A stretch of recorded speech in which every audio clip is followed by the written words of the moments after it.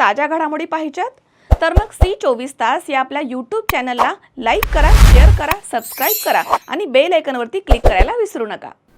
उत्तर महाराष्ट्रामध्ये प्रथमच अशोका मेडिकल हॉस्पिटल नाशिक इथे एअरलिफ्टेड यकृत वाहतुकीद्वारे यशस्वी यकृत प्रत्यारोपण करण्यात आलं। सांगली ते कोल्हापूर ग्रीन कॉरिडॉर आणि कोल्हापूर ते नाशिक कार्गो एअर ॲम्ब्युलन्सच्या माध्यमातून अवघ्या 2 तासांमध्ये यकृताची सुरक्षितपणे वाहतूक करण्यात आली। डॉक्टर मनदीप पाटील यांच्या देखरेखीखाली दोंडाईचा येथील 51 वर्षीय यकृत सिरोसिस आणि कर्करोगग्रस्त रुग्णावरती ही शस्त्रक्रिया करण्यात आली आहे। अवघ्या 7 दिवसांमध्ये रुग्णाला डिस्चार्ज देण्यात आलाय। ही प्रत्यारोपण शस्त्रक्रिया डॉक्टर शरणकुमार नरुटे आणि त्यांच्या टीमने यशस्वीपणे पार पाडली आहे।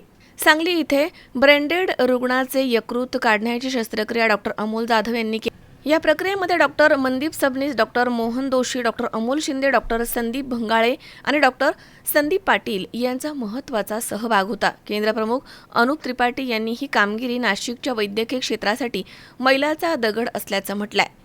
आपले एक पेशंट लिव्हर सिरोसिस ज्यांना रिसेंटली लिव्हर कॅन्सर डिटेक्ट झाला होता आणि त्यांना अर्जंट लिव्हर ट्रान्सप्लांटची गरज होती।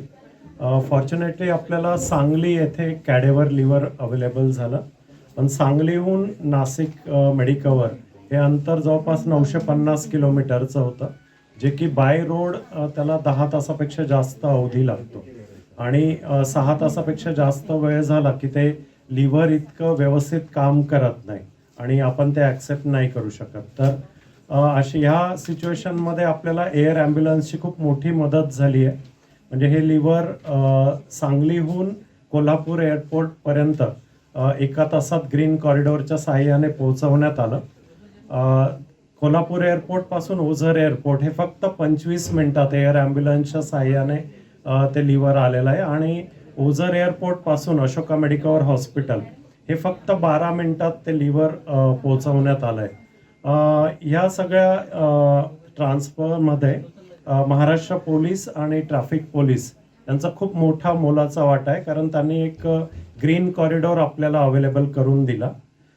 ते लिव्हर आल्यानंतर आपल्या इथं सर्जरी त्या पेशंटची पार पाडण्यात आली। त्याच्यात डॉक्टर शरणकुमार नरुटे आणि आपली टीम लिव्हर ट्रान्सप्लांटची यांचा मोठा वाटा आहे आणि फॉर्च्युनेटली फक्त 7च दिवसात पेशंटला आपण डिस्चार्ज करतोय आणि यात त्या पेशंटला नवीन जीवन मिळत आहे। पेशंट चालत फिरत आणि एकदम चांगल्या कंडिशनमध्ये घरी जातोय आणि त्यात पेशंटने लिव्हर पण पूर्णपणे ॲक्सेप्ट केलेलं आहे।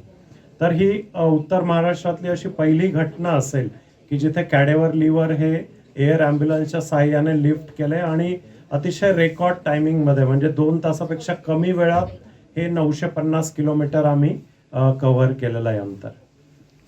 लिव्हर ट्रान्सप्लांट सर्जरीमध्ये सगळ्यात महत्त्वाचं आहे लिव्हरच्या क्वालिटी मेंटेन ठेवणं। जेव्हा मेंदूमृत माणसाचा आपण लिव्हर वापरतो त्याच्यामध्ये लिव्हरची क्वालिटी चांगलं असणं फार गरजेचं आहे। ती क्वालिटी 2 गोष्टीवर अवलंबून आहे, देणाऱ्याचं वय, त्याचे आजार आणि ते किती वेळ बर्फात राहतं हे। तर आपल्या हातामध्ये देणाऱ्याचं वय, आजार ह्या गोष्टी नसतात। जो मनापासून देतो, दान करतो ते घ्यायला पाहिजे। पण आपण तरी तपासण्या करून बघतो, हे लिव्हर फार चांगलं होतं, देणाऱ्याचं लिव्हरही चांगलं होतं, पण तितकंच महत्त्वाचं होतं ते कमी वेळात बसवणं सुद्धा। आणि 2.5-3 तासामध्ये आपल्याला जर लिव्हर मिळालं तर एखाद्या सर्जनला त्याच्यासारखं काही नाही आणि ते लिव्हर वेळेत मिळालं, चांगलं मिळालं, त्यामुळे सर्जरी करताना खूप व्यवस्थित सूट झालं पेशंटला। किरण आहेर, C24 नाशिक।